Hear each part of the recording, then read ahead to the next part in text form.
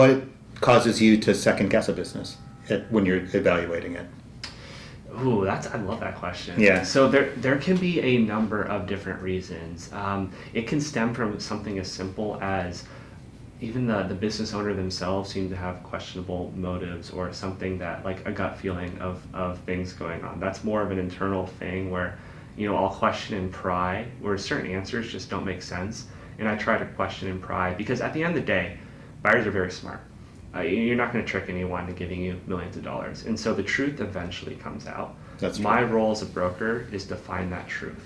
And I'd rather know sooner rather than later, so that we're not wasting anybody's time, so that I'm not misrepresenting anything unknowingly, so that, I want to protect my name in the space and who I work with. And I want to be integrity, known for, your name is everything. Be known for quality businesses that I put out. And like, I've had multiple buyers like, hey, I only want to look at businesses you list.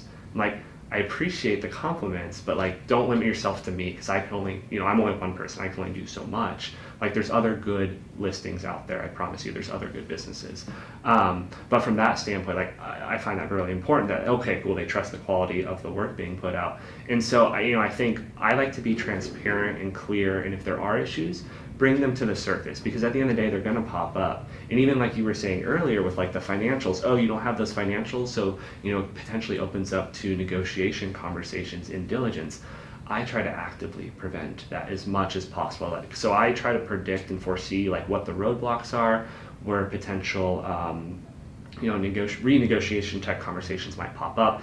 And like, this happened a couple times last week, where I saw a couple things with some of the businesses that I'm working on right now. It's like, hey, we need to address this. I want to bring this to light, because if the buyer doesn't know and they find this negative, like when we do accept something and move forward, I can foresee it popping up, and potentially they're trying to do something about it. So let's get out into the light, know that this is on the table as we're negotiating already, therefore they can't bring it back on the table. And so I like, thinking about it like a game of cards, I like to try to predict what cards they have in their pocket and make them play it all up front. That way they don't have anything left to play in the negotiation process. That's hugely important, because if there's room to negotiate, they're going to, it's just human nature, and, exactly. And the nature of, especially when you get to a deal. So I agree with you. If there's an alternative source of financing, we would love to look at it. Right. Because again, I just got this, she thought like we could close it in 2 weeks. I'm like, I don't think so.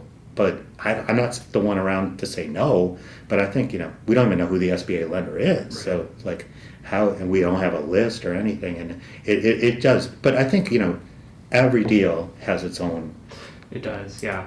And what's hard with that is like both the buyer and the business have to qualify too. And so, because I'll do a lot of that pre-qual with buyers especially the businesses I work with and list.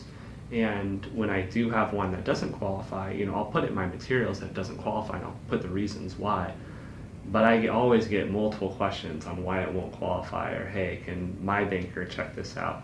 And so there is a lack of understanding in terms of how it works and what needs to happen in order for things to qualify, because a minority of businesses qualify for the SBA based off of their strict requirements for it. And so it's only a subset of even this niche industry that will even qualify for such a thing too. So there are a lot of gates to walk through in this, but what's helpful as a seller is if you can walk through all those gates, because I just closed one a couple weeks ago. I should close one next week, SBA wise, and thankfully it provides the seller with most, if not all, of the cash up front at close. So they're very happy once it's done, because it usually creates a very incentivized deal structure for the seller to jump through all those hoops in order to get us there. And then the buyer, of course, is only putting down 10-20%. And so the benefits drive that desire to go through the process. But there's pros and cons. Well, like you mentioned, a lot of times you don't have the choice. Like you go to a bank and you fill out the form, and they love to shove it to the SBA. So and then you pay the extra percentage point or points, and it's SBA guaranteed. It really helps the lender. And again, I think I've seen so many in e-commerce because it's just non-traditional to them. It's not a common asset for them. And so with that, and a lot of intangibles, again, brand carries, they're not brand valuation experts.